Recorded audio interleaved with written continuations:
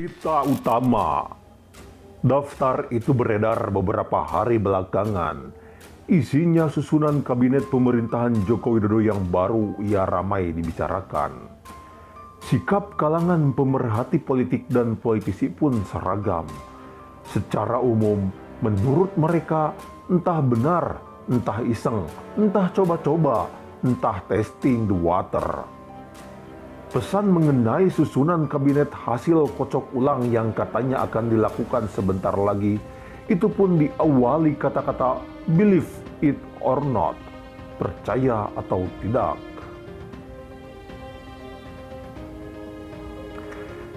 Di dalamnya terselip 14 posisi menteri yang diisi pejabat baru. Di urutan pertama, nama Jenderal Purn Budi Gunawan disebutkan akan duduk sebagai Menko Polhukam menggantikan Mahfud MD yang di dalam daftar itu pindah ke posisi Menkumham. Lalu, pada posisi Menteri Pendidikan dan Kebudayaan ada nama Profesor Dr. K.H. Haidar Nasir menggantikan Nadiem Makarim. Posisi Menteri Kesehatan juga diisi pejabat baru Profesor Dr. Daeng Muhammad Fakih yang menggusur nama Maijen Dr. Terawan. Selanjutnya pada posisi Menteri Sosial dituliskan nama Suetrisno Bahir. Adapun di posisi Menteri Energi dan Sumber Daya Mineral ada nama IR Johan O. Silalahi yang sudah berada di sekitar Jokowi sejak periode pertama. Posisi Menteri Perhubungan, percaya atau tidak, diisi oleh Marsikal Hadi Cahyanto yang kini adalah Panglima TNI. Posisi Menteri Pertanian diisi Rahmat Gobel yang kini Wakil Ketua DPR RI. Diikuti nama Sekjen Hasto Kristianto yang ditulis pada posisi Menteri Desa, Pembangunan Daerah Tertinggal, dan Transmigrasi. Nama Basuki Cahayapurnama alias Ahok pun muncul. Mantan Wakub DKI Jakarta yang pernah mendekam di penjara karena kasus penistaan agama itu disebutkan mengganti Erick Thohir pada posisi Menteri BUMN. Putra sulung Susilo Bambang Yudhoyono SBY yang kini adalah Ketua Umum Partai Demokrat, Agus Harimurti Yudhoyono AHY, disebutkan duduk di kursi Menteri Koperasi dan UKM. Pada posisi Menteri Pariwisata dan Ekonomi Kreatif ada nama Triawan Munaf. Dua posisi terakhir juga cukup menarik. Nama Letjen TNI Doni Monardo yang kini adalah Kepala Badan Nasional Penanggulangan Bencana Nasional BNPBN disebutkan duduk di kursi Kepala Badan Intelijen Negara BIN menggantikan Budi Gunawan. Sementara kursi Panglima TNI diduduki Jenderal TNI Andika Perkasa yang kini adalah Kepala Staf TNI Angkatan Darat. Apakah susunan kabinet baru itu akan seperti yang tertulis di dalam daftar liar yang disebarkan itu? Kita masih perlu menunggu, termasuk menunggu apakah benar akan ada kocok ulang kabinet. Nah, bagaimana menurut kalian tentang daftar nama-nama menteri yang akan menggantikan menteri-menteri terdahulu? Believe it or not, menteri-menteri baru Jokowi. Percaya atau tidak, itulah daftar-daftar nama-nama menteri yang baru yang telah beredar. Silahkan kalian berkomentar dan jangan lupa untuk subscribe channel ini untuk mendapatkan berita-berita terbaru dari kami.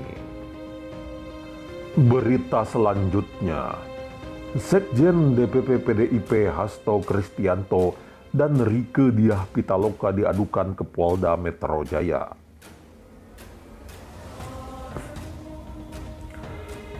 Sekretaris Jenderal Sekjen DPP PDIP Hasto Kristianto dan anggota fraksi PDIP DPR RI Rieke Diah Pitaloka dilaporkan ke Polda Metro Jaya. Pelapornya adalah seorang warga negara Indonesia bernama Rizal Kobar dengan didampingi tim advokasi anti komunis taktis. Tim pengacara Rizal, Aziz Yanwar mengatakan pada Rabu 1 Juli pagi ia bersama pengadu bernama Rizal mendatangi Sentral Pelayanan Kepolisian Terpadu SPKT untuk melaporkan dugaan tindak pidana kejahatan terhadap keamanan negara sebagaimana diatur dalam pasal 107 huruf B dan D Undang-Undang 27 tahun 1999, di mana terlapor adalah Rieke Diah Pitaloka yang memimpin rapat RUU HIP dan Hasto selaku Sekjen PDIP. Para terlapor telah menginisiasi dan memimpin serta mengorganisir usaha untuk merubah Pancasila sebagai dasar negara dan ideologi. Ucap Aziz Yanwar kepada kantor berita politik RMOL Kamis 2 Juli. Para terlapor juga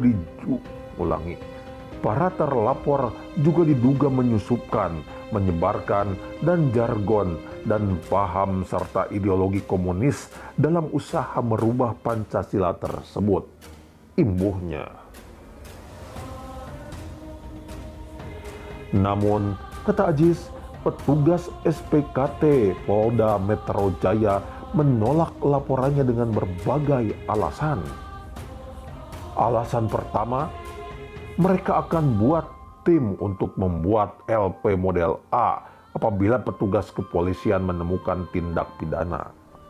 Kemudian, setelah berargumen cukup panjang, alasan siang hari sekitar pukul 14.00 waktu Indonesia Barat adalah ini masuk pengaduan masyarakat saja dengan dasar dugaan kami adalah kami tidak diperkenankan buat LP terkait ini karena alasan mereka pokoknya harus didumas pengaduan masyarakat.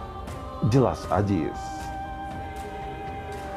Setelah itu, sekitar jam 24.00 waktu Indonesia Barat, kembali kami berargumen. Kali ini alasannya masih RUU salah satu objeknya dan belum disahkan. Kami bantah bahwa jika sudah jadi undang-undang akan konyol jika kami buat laporan ke polisi. Kemudian mereka tetap bersikeras hanya mau menerima bentuk dumas atas perkara penting yang mengancam keutuhan bangsa dan negara ini, sambung Aziz. Sehingga, kata Aziz, pihaknya terpaksa menerima bahwa pihak kepolisian hanya mau menerima sebagai aduan masyarakat dengan bukti laporan pengaduan yang telah resmi diterimanya. Artinya, dalam hal ini, kami menduga ideologi komunis dan ancaman terhadap pihak yang ingin mengubah Pancasila menjadi komunis masih dianggap sepele oleh pemerintah dan penegak hukum, atau memang mereka komunis dan pengkhianat Pancasila, dilindungi oleh penguasa dan aparat penegak hukum. Wallahu a'lam, pungkasnya. Nah, bagaimana menurut kalian tentang Sekjen DPP PDIP Hasto Kristianto dan Rieke Diah Pitaloka yang diadukan ke Polda Metro Jaya, tetapi aduannya itu malah ditolak?